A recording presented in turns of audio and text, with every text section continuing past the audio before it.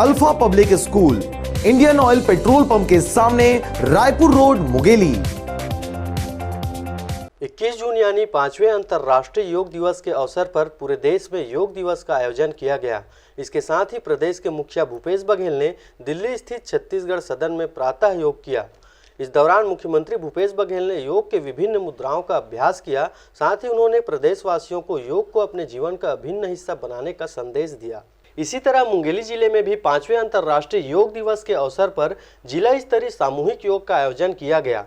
कृषि उपज मंडी में किए गए इस आयोजन में मध्य आदिवासी विकास प्राधिकरण के उपाध्यक्ष पुरुषोत्तम कंवर मुख्य अतिथि के रूप में उपस्थित रहे।